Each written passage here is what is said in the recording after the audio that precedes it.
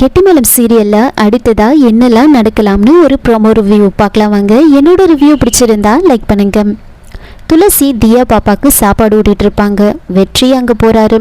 இப்போ தியாக்கு எப்படி இருக்கு, உடம்பு பரவாயில்லையா அப்படின்னு துளசி கிட்ட கேட்க, பரவாயில்ல இப்போ நல்லா இருக்கா அப்படின்னு சொன்னதுமே வெற்றி திரும்பி போறாரு. உடனே துளசி, இருங்க எங்கே போகிறீங்க, நீங்களும் எங்கள் கூட உட்காந்து சாப்பிடுங்க அப்படின்னு சொல்ல, என்னது என்னையா சொல்கிறீங்க அப்படின்னு சுற்றி முற்றி பார்க்குறாங்க. நம்மளை தான் சொல்கிறாங்களா இல்லை வேறு யாரையாச்சும் சொல்கிறாங்களா அப்படின்னு பார்க்க, உடனே துளசி, என்ன அப்படி பார்க்குறீங்க, இந்த ரூமில் நம்மளை தவிர வேறு யாராச்சும் இருக்காங்களா என்ன, உங்களை தான் சொல்கிறேன் உட்காந்து சாப்பிடுங்க அப்படின்னு சொல்கிறாங்க.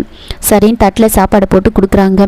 வெற்றி சாப்பிடலான்னு ஒரு வாய் எடுத்து வைக்கலான்னு போகும்போது துளசி சொல்கிறாங்க, ஒரு நிமிஷம், இது தியாக்காக செஞ்சது, கொஞ்சம் காரம் கம்மியாக தான் இருக்கும், அட்ஜஸ்ட் பண்ணிக்கோங்க அப்படின்னு சொல்ல, அதில் என்ன இருக்குங்க, பரவாயில்ல நீங்கள் என்ன கொடுத்தாலும் நான் சாப்பிடுவேன், அது எப்படி இருந்தாலும் சாப்பிடுவேன் அப்படின்னு சாப்பிட்டுட்ருக்காரு.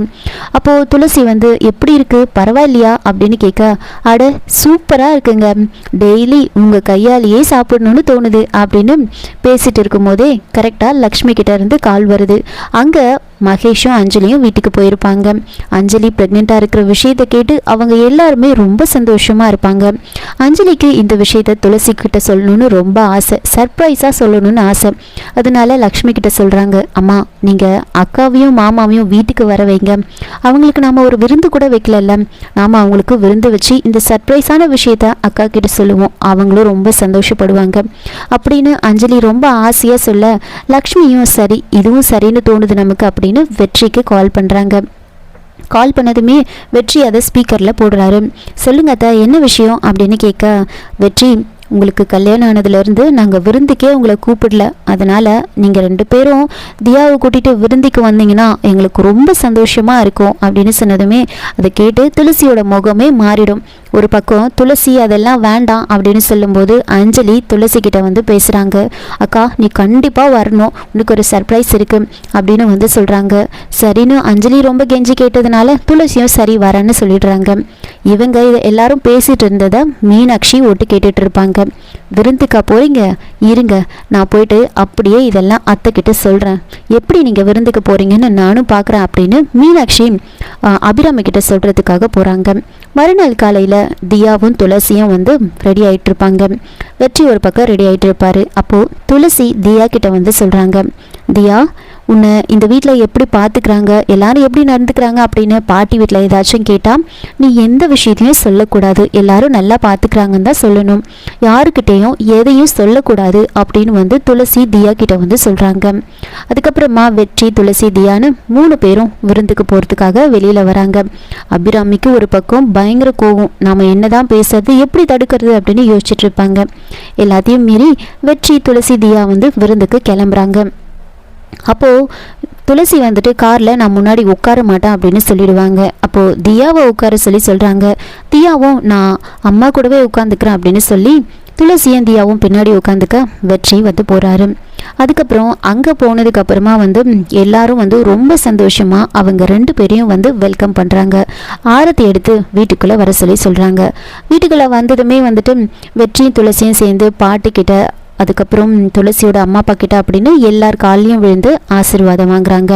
அஞ்சலிக்கு ரொம்ப ஆர்வம், துளசி கிட்ட இந்த விஷயத்த சொல்லணும் அப்படின்னு சொல்லிட்டு துளசி கிட்ட இந்த விஷயத்த சொல்கிறாங்க. இந்த மாதிரி நான் ப்ரெக்னெண்ட்டாக இருக்கேன் அப்படின்னு சொன்னதுமே துளசிக்கு ரொம்ப சந்தோஷமாயிடுது. அப்படியே அஞ்சலி துளசி கிட்ட பேசுகிறாங்க, அக்கா உன்னை அந்த வீட்டில் எப்படி பார்த்துக்கிறாங்க, உனக்கு எந்த பிரச்சனையும் இல்லையாக்கா, நல்லா தானே இருக்க நீ அப்படின்னு சொல்ல, துளசி அஞ்சலி கிட்ட எந்த ஒரு பிரச்சனையும் வெளியில் காமிச்சிக்காம, அதெல்லாம் எனக்கு எந்த பிரச்சனையும் இல்லை, அந்த வீட்டில் என்னை நல்லா தான் பார்த்துக்கிறாங்க, நான் நல்லா இருக்கேன் அப்படின்னு சொல்ல, அக்கா எனக்கு தெரியும்க்கா நீ நல்லா தான் இருப்ப, எனக்கு உனக்கு முன்னாடி எனக்கு கல்யாணம் ஆயிடுச்சுன்னு எனக்கு ரொம்ப கஷ்டமாக இருந்துச்சு, இப்போ நான் எவ்வளோ சந்தோஷமாக இருக்கேன் தெரியுமா அப்படின்னு சொல்ல, அஞ்சலி நீ ப்ரெக்னெண்ட்டாக இருக்கிறது எனக்கு எவ்வளோ சந்தோஷமாக இருக்குது தெரியுமா அப்படின்னு 2 பேரும் மாற்றி மாற்றி பேசிகிட்டு இருக்காங்க. ஆனால் அந்த வீட்டில் நடக்கிற எந்த ஒரு பிரச்சனையும் துளசி நம்ம வீட்டில் காமிக்கக்கூடாது அப்படின்னு தான் யோசிச்சுட்டு இருப்பாங்க. அதுக்கப்புறம் அஞ்சலி என்ன பண்ணுறாங்கன்னா, ரேவதிக்கும் அதுக்கப்புறம் துளசிக்கும் 2 பேருக்கும் தாலி செயின் எடுத்து வச்சுருப்பாங்க. வீட்டில் எல்லாரும் உட்காந்து ஜாலியாக பேசிகிட்டு இருப்பாங்க.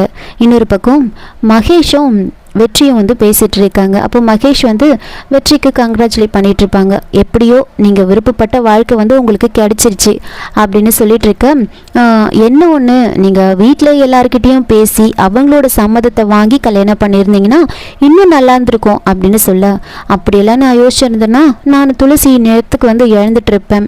எப்படியோ போராடி நான் வந்து என்னோட காதலோட நான் ஒன்றா சேர்ந்துட்டேன் அப்படின்னு பேசிட்டு அப்படியே வந்து ஷோல்டர் மேலே வந்து கை போடுறாரு. வெற்றி மகேஷோட ஷோல்டர் மேலே கை போட்டதுமே மகேஷ்க்கு ஒரு மாதிரி ஆகிடும். டக்குன்னு அந்த கையை அப்படியே எடுத்து விட்டுருவாரு. அப்படியே திரும்பவும் பேச்சு வாக்கில் வெற்றி மகேஷ் மேலே வந்து கை போடுறாரு. உடனே மகேஷோட முகமே வந்து மாறிடும். ஆனால் அதுக்கப்புறம் வெற்றியே வந்து அந்த கையை வந்து எடுத்துருவார். உடனே அந்த வெற்றி அங்கேருந்து போனதுக்கப்புறமா அந்த ஷர்ட்டை சரி பண்ணுறது அப்படின்னு ஒரு மாதிரி இரிட்டேட் ஆன மாதிரி வந்து அவர் வந்து பிஹேவ் பண்ணுவார். அதுக்கப்புறம் வீட்டில் எல்லாரும் வந்து ஜாலியாக பேசிகிட்டு இருப்பாங்க. அப்போ அஞ்சலி திடீர்னு வராங்க. அவங்க அப்பாவை வந்து எந்திரிச்சு ஓரமாக உட்கார சொல்லி சொல்கிறாங்க. அப்புறம் துளசி பக்கத்தில் வெற்றி வந்து உட்கார சொல்லி சொல்கிறாங்க. அப்போது எல்லாரும் வாங்க அப்படின்னு சொல்லி கூப்பிட்டா என்ன விஷயம் அப்படின்னு எல்லாரும் கேட்குறாங்க. இருங்க கொஞ்ச நேரம் இருங்க அப்படின்னு அஞ்சலி வந்து சொல்கிறாங்க. அப்போது ரகு வந்துட்டு எனக்கு வேலை இருக்குப்பா நான் போகிறேன் அப்படின்னு சொல்ல, என்ன நீங்கள் நான் சொல்லிகிட்டே இருக்கேன்ல கொஞ்சம் நேரம் வெயிட் பண்ணுங்க அப்படின்னு சொல்லிட்டு அஞ்சலி என்ன பண்ணுறாங்கன்னா தாலி செயின் வந்து ரேவதிக்கும் துளசிக்கும் எடுத்துகிட்டு வந்திருப்பாங்க. அதை வந்து எடுத்துகிட்டு வந்து வைக்கிறாங்க டேபிள் மேலே. இதை பார்த்ததுமே வந்து எல்லாருக்குமே பயங்கர ஷாக்கு. நம்ம எல்லாருக்குமே வந்து துளசி அக்கா கல்யாணத்தை பார்க்கணுன்னு ரொம்ப ஆசைப்பட்டோம். ஆனால் அதை நம்மளால் பார்க்க முடியாமல் போச்சு. அதே மாதிரி நம்ம அண்ணாவும் வந்துட்டு முருகன் அண்ணாவும் வந்து இந்த மாதிரி ஒரு கல்யாணத்தை பண்ணிக்கிட்டாரு. 2 பேரோட கல்யாணத்துமே நம்மளால் பார்க்கவே முடியல. அதனால தான் நான் இதை வந்து வாங்கிட்டு வந்தேன். இப்போது எல்லார் முன்னாடியும் இது நடக்கணும், நாம் எல்லாரும் அவங்கள வாழ்த்தணும், எனக்கு அதுதான் சந்தோஷமே அப்படின்னு சொன்னதுமே சிவராமன் ஒரு பக்கம் ரொம்ப எமோஷ்னல் ஆகிடுவார். லக்ஷ்மியும் ரொம்பவே வந்து எமோஷ்னல் ஆகிடுவாங்க. இந்த யோசனை எங்களுக்கு தோணவே இல்லை அப்படின்னு சொல்லிட்டு இருக்கா. பாட்டி ஒரு பக்கம் நானே நினச்சிட்டு இருந்தேன் நம்ம 2 பேரோட கல்யாணத்தை வந்து நம்மளால் வந்து பார்க்க முடியல அப்படின்னு எனக்கு ஒரு குறையாகவே இருந்துச்சு. அப்பாடா இப்போ அது இல்லாமல் போக போகுது அப்படின்னு சொன்னதுமே சரின்னு எல்லா சடங்கையும் பண்ணி தாலி வந்து கட்ட சொல்லி சொல்கிறாங்க. 2 பேரும் வந்து கட்டுறாங்க. முருகனும் வெற்றியும் கட்டினதுக்கு அப்புறமா வந்துட்டு எல்லாரும் வந்து வாழ்த்துறாங்க. இப்போ தான் எனக்கு வந்து ரொம்ப மனசுக்கு நிறைவாக இருக்குது. கல்யாணத்தை வந்து பார்க்க முடியலையா அப்படின்னு மனசுக்கு ரொம்ப வருத்தமாக இருந்துச்சு. இப்போ அந்த குறை இல்லை, எல்லாமே வந்து அஞ்சலியால் தான் அப்படின்னு ரொம்ப சந்தோஷமாக வந்து பேசிகிட்டு இருக்காங்க. அதுக்கப்புறமா வந்து அவங்க எல்லாருக்கும் வந்து விருந்து வந்து வைக்கிறாங்க. அப்போது சாப்பிடும்போது வந்துட்டு அஞ்சலி என்ன பண்ணுறாங்கன்னா வெற்றியை வந்து துளசிக்கு ஊட்டி விட சொல்லி சொல்கிறாங்க. அதுக்கப்புறமா துளசியை வந்து வெற்றிக்கு ஊட்டி விட சொல்லி சொல்லும்போது துளசி தயங்குறாங்க. ஆனாலும் அஞ்சலி சொன்னதுனால ஊட்டி விடுறாங்க. இதையெல்லாம் வந்து அஞ்சலி வந்து ஃபோட்டோ எடுத்துகிட்டு இருப்பாங்க. இதோட இந்த ப்ரோமோ வந்து முடிச்சிருக்காங்க. என்னோட ரிவ்யூ பிடிச்சிருந்தா லைக் பண்ணுங்கள், மறக்காமல் சப்ஸ்கிரைப் பண்ணுங்கள். தேங்க்யூ.